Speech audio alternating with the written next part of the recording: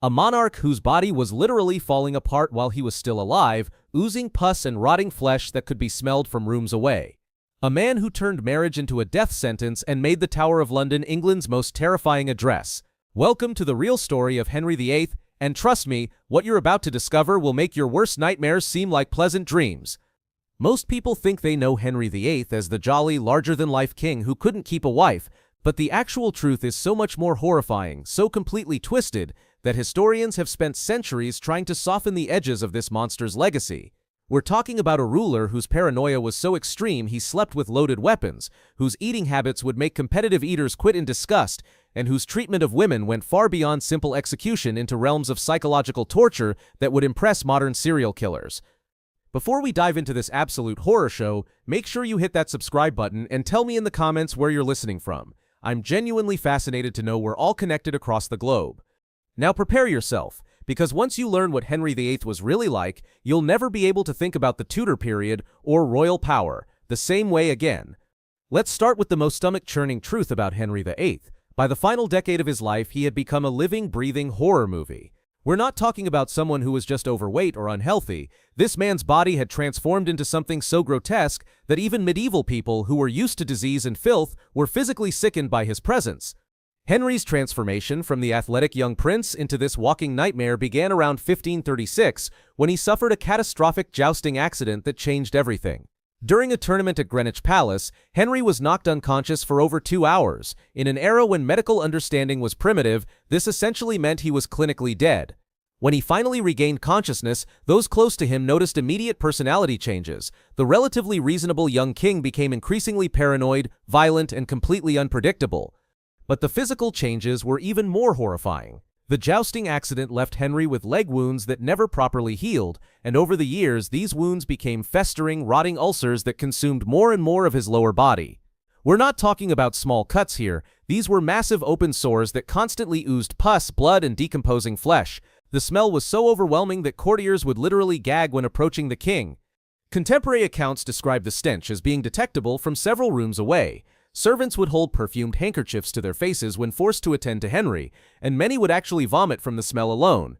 The king's own physicians were so disgusted by the condition of his legs that they would make excuses to avoid examining him, despite the fact that refusing to treat the king could be considered treason.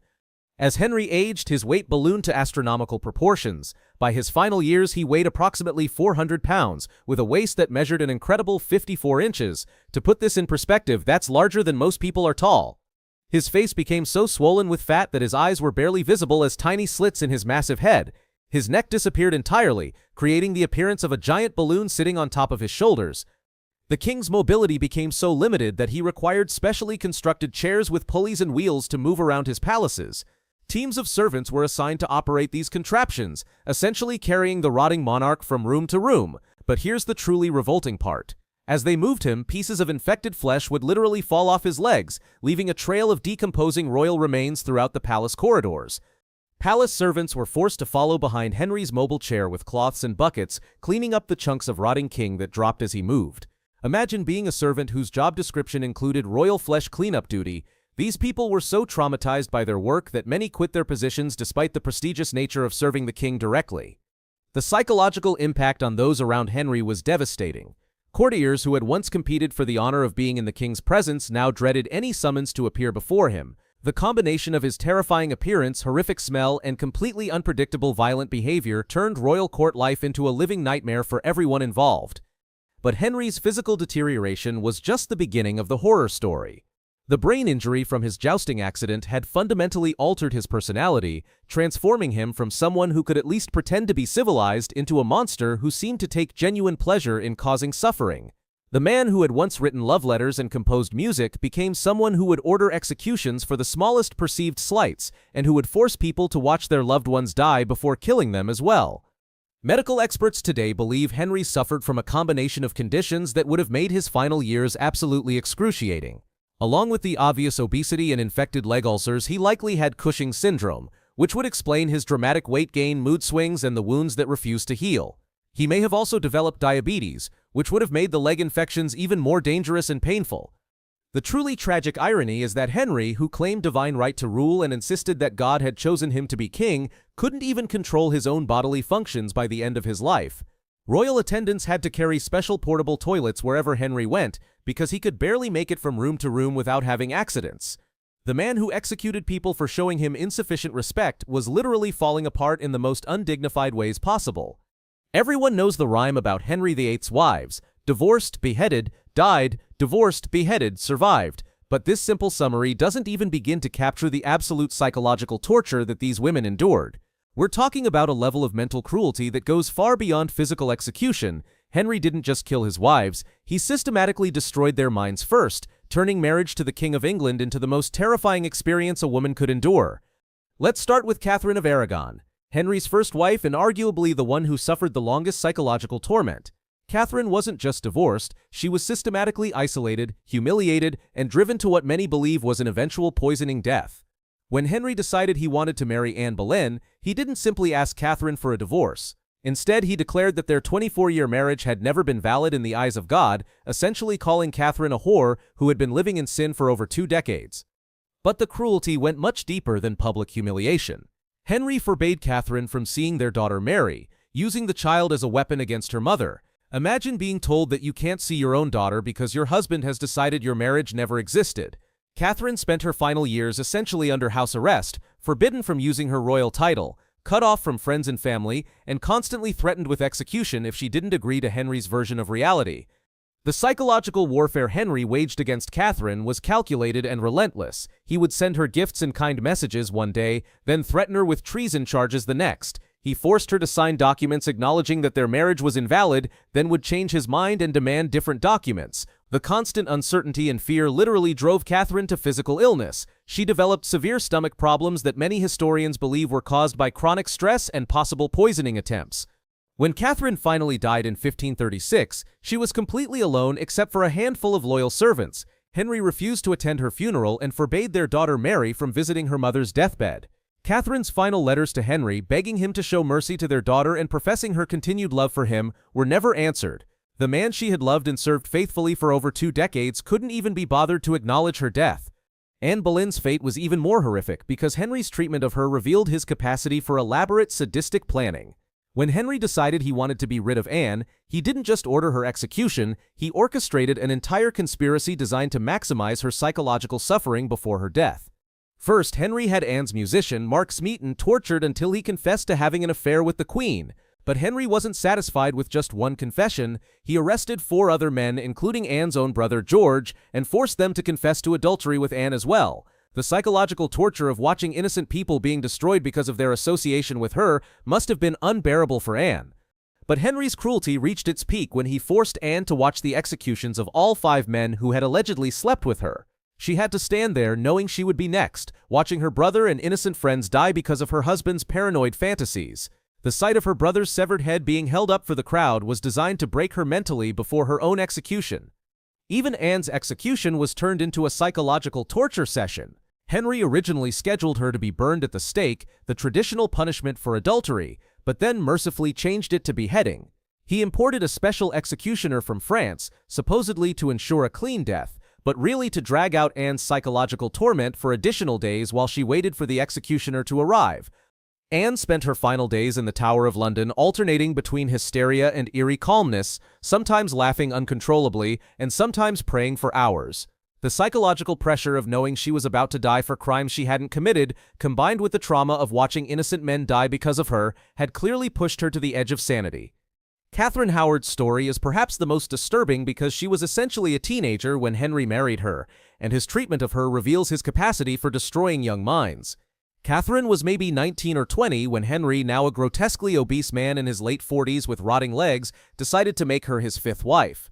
The marriage itself was probably traumatic enough. Imagine being a young woman forced to share a bed with a man whose body was literally decomposing. When Henry discovered that Catherine had sexual relationships before their marriage, his reaction revealed the full extent of his psychological cruelty. He didn't just execute Catherine, he passed a law making it treason for anyone to marry the king without revealing their complete sexual history. Think about the incredible narcissism and pettiness required to change the entire legal system because you discovered your teenage wife wasn't a virgin. But Henry's treatment of Catherine went beyond legal changes. He had her imprisoned in the Tower of London for months before her execution, during which time he would send her messages alternating between false hope and death threats. One day he would hint that she might be pardoned if she confessed her sins. The next day he would send detailed descriptions of how her execution would be carried out. The psychological torture was so severe that Catherine reportedly had multiple nervous breakdowns while imprisoned. Guards described her as alternating between periods of complete silence and fits of screaming that could be heard throughout the tower. When she was finally executed, witnesses noted that she appeared to have aged years in just the few months of her imprisonment. The stress had literally changed her physical appearance. Jane Seymour, often called the lucky wife because she died of natural causes, actually reveals another aspect of Henry's cruelty. Jane died from complications following the birth of Henry's son Edward, but Henry's reaction to her death shows his complete inability to see his wives as human beings rather than breeding stock. Within days of Jane's death, Henry was already making plans for his next marriage. He waited exactly 9 days after Jane's funeral to start negotiating with potential new wives. But the most revealing detail about Henry's treatment of Jane is what happened during her labor.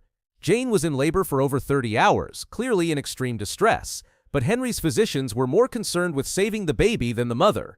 There are accounts suggesting that Henry actually gave orders prioritizing the child's life over Jane's, essentially treating his wife as a disposable vessel for producing an heir. Anne of Cleves might seem like another lucky wife because she survived, but her experience reveals Henry's capacity for psychological manipulation on a massive scale. When Henry decided he didn't want to be married to Anne, he forced her to agree to an annulment by threatening her with execution if she refused. Anne was so terrified of Henry that she agreed to pretend their marriage had never happened and actually thanked him for the privilege of not being murdered. The psychological pressure Henry put on Anne was incredible. He essentially gave her the choice between agreeing to public humiliation or facing the same fate as Anne Boleyn and Catherine Howard. Anne chose survival, but the price was having to spend the rest of her life pretending that her marriage to the King of England had been a mistake that never really counted. Catherine Parr, the final wife who survived, actually came closer to execution than most people realize. Henry had actually signed the warrant for her arrest on charges of heresy, but Catherine managed to save herself through an act of psychological manipulation that reveals just how terrifying it was to be married to Henry VIII. When Catherine learned about the arrest warrant, she went to Henry and convinced him that her religious discussions weren't attempts to teach him, but rather attempts to learn from his superior wisdom. This act of complete submission and ego-stroking was enough to save Catherine's life, but imagine the psychological strain of having to constantly monitor every word you spoke to your own husband, knowing that the wrong phrase could literally get you executed. Catherine lived in constant fear that Henry would change his mind about her, and she spent her entire marriage walking on eggshells around a man whose mood swings could be deadly. The most disturbing aspect of Henry's treatment of his wives is that none of them had any real options for escape. Divorce wasn't available to them. Running away would be considered treason, and fighting back would guarantee not just their own execution but potentially the destruction of their entire families. These women were trapped in marriages with a man who grew more physically disgusting and psychologically dangerous with each passing year, with no hope of freedom except through death. If you think modern competitive eating is extreme, wait until you hear about Henry VIII's daily food consumption. This man didn't just eat like a king, he ate like he was personally trying to consume the entire agricultural output of England. We're talking about eating habits so excessive, so completely insane, that they would be considered mental illness by today's standards. Henry consumed approximately 5,000 calories per day during his later years. That's more than double what an active adult male should eat. And remember, this guy could barely walk by the end of his life. But the sheer quantity wasn't even the most disturbing part of his eating habits. It was the ritualistic, almost religious way he approached food, combined with paranoid security measures that turned every meal into a bizarre theatrical performance. A typical dinner for Henry VIII included an entire roasted pig, multiple whole chickens, several different types of fish, mountains of bread, and enough wine to intoxicate a dozen men. His kitchen staff prepared over 800 different dishes every single day just for his household, with Henry personally sampling dozens of them. The royal kitchens employed over 200 people working around the clock to keep up with his appetite, more staff than many modern restaurants employ today. But here's where Henry's eating habits crossed the line from gluttony into genuine mental illness. He believed that different foods had magical properties that could change his physical and mental abilities. Henry was convinced that eating swan would make him more graceful in movement, despite the fact that by this point he needed mechanical assistance just to stand up. He believed that consuming large amounts of deer meat would make him a better hunter, even though he was too obese to ride a horse or draw a bow. Most disturbing of all, Henry believed that oysters would enhance his sexual performance with his wives. so he would gorge himself on massive quantities of oysters before visiting his wife's chambers, apparently unaware that his grotesque physical appearance and horrific body odor were probably bigger obstacles to romance than any dietary deficiency. The rituals surrounding Henry's meals were absolutely insane. Every single piece of food that entered the king's mouth was first tasted by multiple servants to check for poison, but Henry's paranoia went far beyond normal security precautions. He required his food tasters to wait 30 minutes after eating before he would touch anything, just to make sure they didn't drop dead from delayed-acting poison. But even that wasn't enough for Henry's paranoid mind. He also required that his meals be prepared in completely sealed kitchens with guards watching every step of the cooking process. The salt, the spices, even the water had to be tested by different people. A simple meal became a military operation involving dozens of people and hours of preparation. Henry's dining experiences were basically theatrical performances where he ate in front of hundreds of courtiers, and the whole process could take up to 4 hours. Imagine sitting there watching this massive rotting king slowly work his way through enough food to feed a small village, all while pretending this was perfectly normal royal behavior. Courtiers were required to watch and appear interested and impressed by Henry's appetite, even as the smell from his rotting legs made many of them nauseous. The psychological impact of these meal performances on the court was devastating. People were forced to smile and applaud while watching their king consume obscene amounts of food, knowing that showing any sign of disgust or disapproval could be interpreted as criticism of royal behavior, which was treason. The dinners became exercises in collective psychological torture where everyone had to pretend they weren't witnessing something deeply disturbing. Henry's food paranoia reached absolutely ridiculous levels when he banned certain foods from his court, not because they were unhealthy, but because he considered them beneath his royal status. Common people's food like turnips, barley, and peas were literally illegal at the royal table, even though they probably would have been much better for his health than the mountains of meat and sugar he consumed daily. The irony is staggering. While Henry was gorging himself on enough food to feed dozens of people, much of England was dealing with food shortages and agricultural problems. The king's excessive consumption wasn't just personally destructive, it was literally taking food away from his subjects. The royal kitchens consumed enormous quantities of meat, grain, and other staples that could have fed hundreds of common families. Even more disturbing is how Henry's eating habits affected his decision-making as a ruler. Contemporary accounts describe him making important political and military decisions while in the middle of massive eating binges, often while so intoxicated from wine that he could barely speak coherently. Treaties were signed, wars were declared, and people were sentenced to death by a king who was often too drunk and food drunk to understand what he was agreeing to. The most grotesque aspect of Henry's gluttony was how it interacted with his rotting body. The excessive eating made his health problems worse, which made him eat more to try to feel better, creating a vicious cycle that accelerated his physical decay. As his legs became more infected and painful, he would eat more to distract himself from the pain. As his mobility decreased, he ate more out of boredom and frustration. By his final years, Henry's eating habits had become so extreme that his servants were genuinely concerned he might eat himself to death during a single meal. There are accounts of Henry consuming so much food so quickly that he would become violently ill, vomiting up partially digested meals before immediately demanding more food. His stomach had apparently stretched to accommodate such enormous quantities that normal portions left him feeling empty and unsatisfied. The psychological aspects of Henry's eating were perhaps the most disturbing of all. Food had become his primary source of pleasure and control in a life where his body was betraying him and his mind was deteriorating. When everything else was falling apart, he could still command the preparation of elaborate feasts and force people to watch him consume them. Eating became a way for Henry to assert his power and demonstrate his royal status, even as his physical appearance made him look more like a monster than a king. The waste generated by Henry's eating habits was staggering. Leftover food from royal meals could have fed hundreds of people, but it was often thrown away or given to dogs rather than distributed to the poor. The king's gluttony wasn't just personally destructive, it was a symbol of the incredible inequality and waste that characterized his reign. Even Henry's physicians were afraid to tell him that his eating habits were killing him, because criticizing the king's lifestyle could be considered treason. They were forced to watch their patient destroy himself with food while being unable to provide the basic medical advice that might have saved his life. The very power that allowed Henry to eat whatever he wanted in whatever quantities he desired also ensured that no one could tell him he needed to stop. Henry VIII's paranoia wasn't just a personal quirk, it was an infectious disease that spread throughout his entire kingdom, turning England into a surveillance state that would make modern dictators envious. By his final years, Henry was so convinced that everyone was plotting against him that he transformed royal life into a psychological horror show where nobody knew who they could trust, and saying the wrong thing to the wrong person could literally get you executed. Let's start with Henry's sleeping arrangements. which reveal the depth of his mental illness.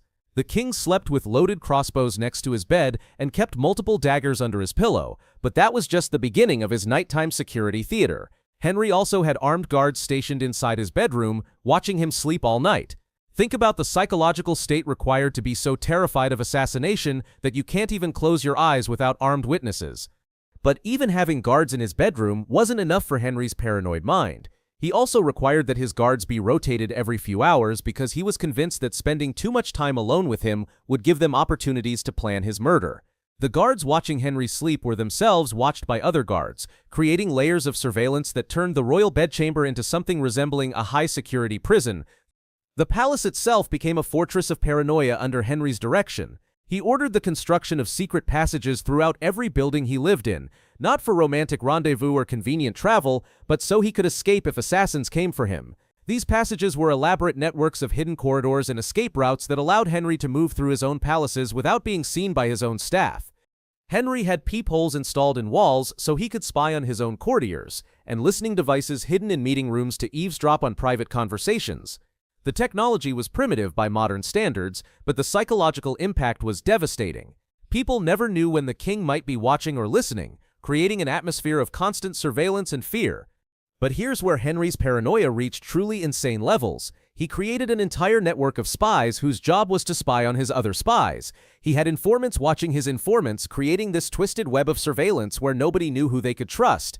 Court life became a psychological nightmare where everyone was potentially reporting on everyone else, and the wrong word to the wrong person could result in accusations of treason. The most disturbing aspect of Henry's surveillance network was how it turned people against their own families. Children were encouraged to report on their parents, spouses were rewarded for betraying each other, and servants were given incentives to inform on their masters. Henry had successfully created a society where personal relationships were secondary to loyalty to the crown and where trust was literally dangerous. Henry's food paranoia reached levels that bordered on the absurd. Not only did he have multiple food tasters, but he required his meals to be prepared in completely sealed kitchens with guards watching every step of the cooking process. Every ingredient had to be tested by different people, and the entire preparation process was monitored by security personnel who were themselves monitored by other security personnel. The paranoid security measures around Henry's food were so extensive that preparing a simple meal became a military operation. The salt had to be tested, the water had to be verified as safe, even the plates and utensils had to be examined for poison. The kitchen staff lived in constant fear that some contamination or mistake in the food would be blamed on them as an assassination attempt, leading to their execution. But Henry's paranoia wasn't limited to adults. He actually suspected his own children of plotting against him. He had spies watching Princess Mary and Princess Elizabeth, his own daughters, because he was convinced they were planning to overthrow him. These were children, and he treated them like enemy agents in their own home. The psychological impact on Mary and Elizabeth of growing up knowing their father considered them potential threats was devastating and influenced their entire lives. The most grotesque aspect of Henry's paranoia was how it affected his relationships with his wives. Each marriage became an exercise in psychological warfare where Henry would test his wife's loyalty through elaborate schemes and traps. He would have servants report fake conversations to see how his wife would react, or he would pretend to be ill to see if she would show appropriate concern or if she might be hoping for his death.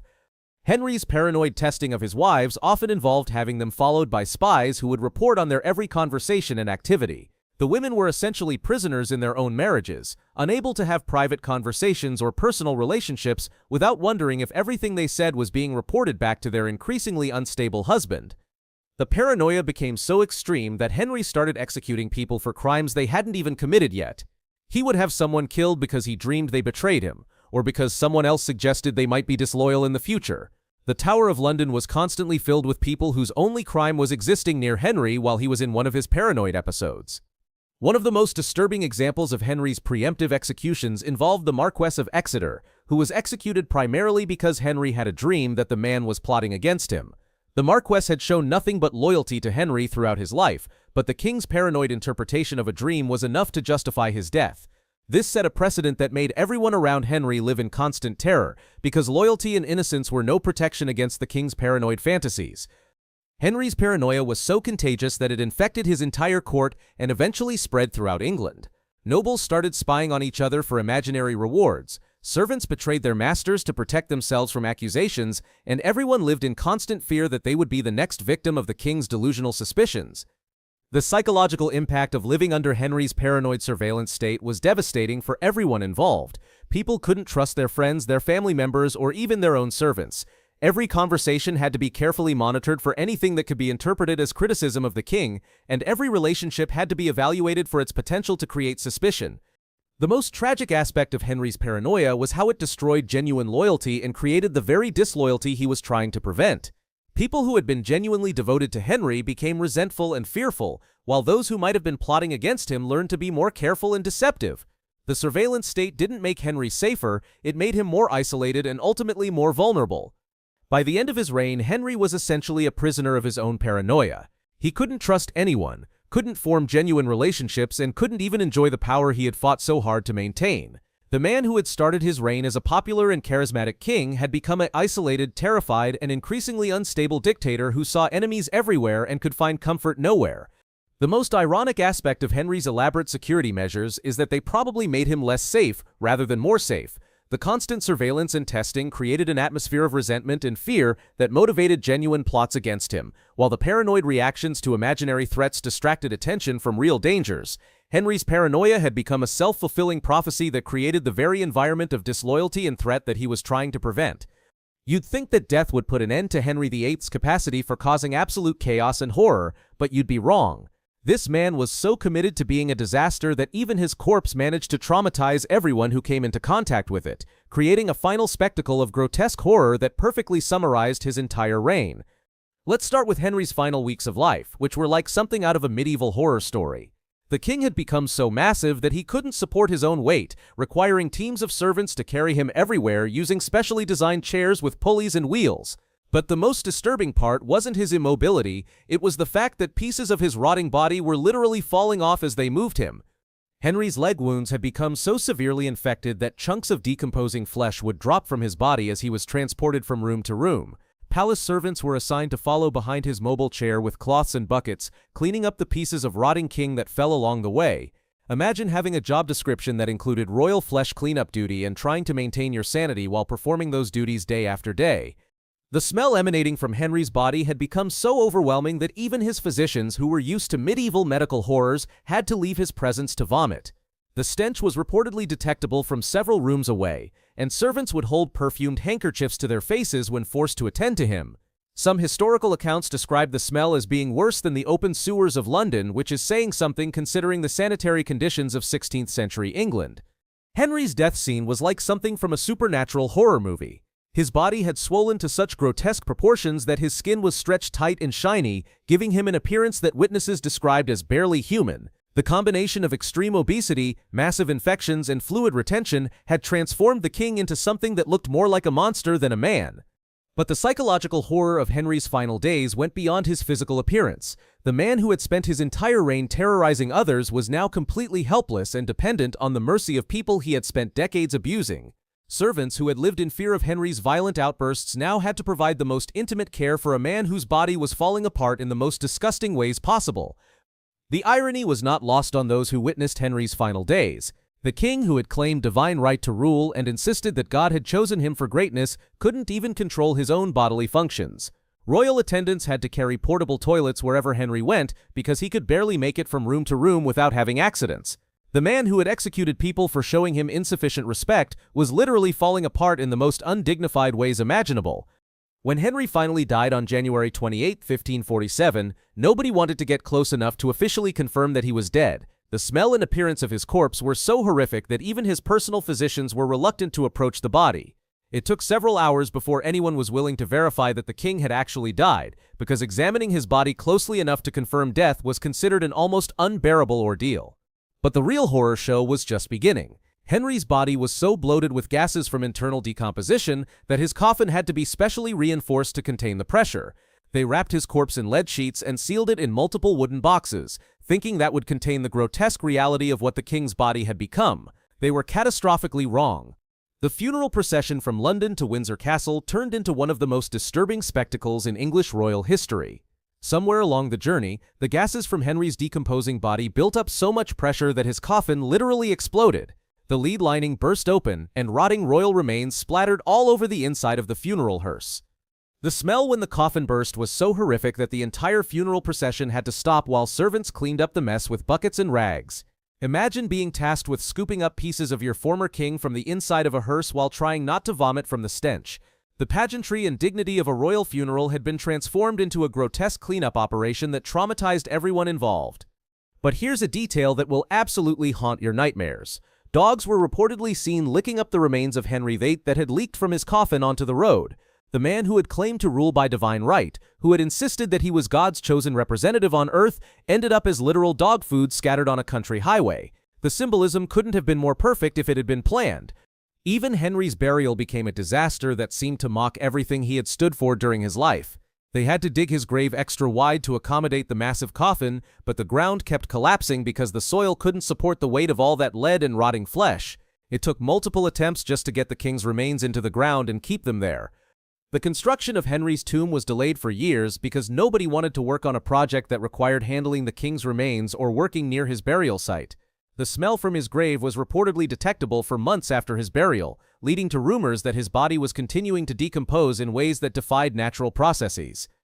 For years after Henry's death, people reported strange noises and terrible smells coming from his tomb. Some claimed it was his ghost seeking revenge for his sins, but historians think it was probably just more gases escaping from his continuously decomposing remains. The idea that Henry's body was so corrupt that it couldn't even decompose normally became a popular explanation for the ongoing disturbances around his burial site. The psychological impact of Henry's death and burial on those who witnessed it was profound and lasting.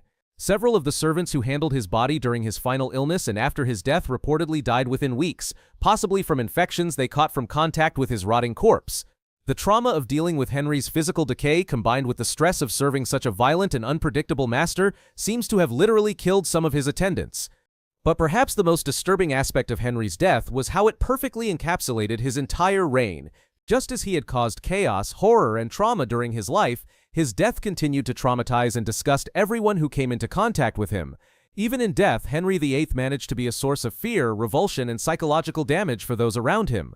The explosion of Henry's coffin became a symbol that perfectly captured the corruption and excess of his reign. The man who had lived without limits or restraints, who had consumed everything he wanted and destroyed anyone who opposed him, had literally become too corrupt for his own coffin to contain. His body had become so bloated with the excesses of his life that death itself couldn't bring him under control. The final irony of Henry VIII's death is that it stripped away all the pretense and ceremony that had surrounded his life, revealing the fundamental reality of what he had become. Without the crown, the titles, the palaces, and the power, Henry was revealed to be exactly what his actions had suggested all along, a rotting, corrupt, and fundamentally disgusting specimen of humanity, whose very presence was toxic to those around him. The fact that dogs were willing to consume Henry's remains when humans couldn't bear to be near them says everything you need to know about what this man had become by the end of his life. The king who had demanded worship and absolute obedience had become something so revolting that only animals would willingly interact with his physical remains. The death of Henry VIII should have brought relief to England, but the psychological and political damage he had inflicted during his 38-year reign continued to traumatize the kingdom long after his rotting corpse was finally sealed away in its reinforced tomb. We're talking about generational trauma that affected not just the immediate survivors of his reign, but their children and grandchildren as well. Henry's surviving daughter Mary had been so psychologically damaged by watching her father's treatment of her mother Catherine of Aragon that she spent her own reign trying to undo everything Henry had done, earning herself the nickname Bloody Mary for her violent persecution of Protestants. The psychological scars from growing up under Henry's paranoid surveillance, watching her mother be systematically destroyed, and living in constant fear that she too might be executed for displeasing her father, turned Mary into another monster who ruled through terror and violence. Elizabeth, Henry's other surviving daughter, was equally traumatized but channeled her damage differently. Having watched her father execute her mother Anne Boleyn when Elizabeth was just 2 years old, and then spending her childhood never knowing if she would be declared legitimate or bastard depending on Henry's mood, Elizabeth developed her own paranoid tendencies and trust issues that defined her entire reign. She never married, possibly because she had witnessed firsthand what happened to women who became too close to absolute power. The English nobility had been so decimated by Henry's paranoid executions that entire bloodlines were wiped out, creating a power vacuum that led to decades of political instability. Families that had served the crown loyally for generations were destroyed because Henry suspected them of disloyalty, while opportunistic newcomers rose to power by betraying their betters to gain royal favor. The traditional structures of English aristocracy were permanently damaged by Henry's reign of terror. The religious chaos Henry created by breaking with Rome didn't end with his death. It continued to tear England apart for generations. His decision to make himself head of the English Church wasn't based on genuine religious conviction, but on his desire to divorce Catherine of Aragon, yet this selfish decision led to centuries of religious warfare, persecution, and civil conflict that cost thousands of lives. Perhaps most disturbing of all, Henry's reign established dangerous precedents about royal power that influenced English monarchs for centuries. The idea that a king could simply change laws, execute nobles, and remake entire institutions to suit his personal desires became part of the royal playbook. Future monarchs looked to Henry as an example of what absolute power could accomplish, rather than as a cautionary tale about what happens when power corrupts completely. The financial damage from Henry's excessive lifestyle and constant wars nearly bankrupted England. His gluttonous consumption, expensive palaces, and military campaigns had drained the royal treasury and left the kingdom in debt that took decades to recover from. The man who claimed to be England's greatest king had actually brought the country to the brink of economic collapse.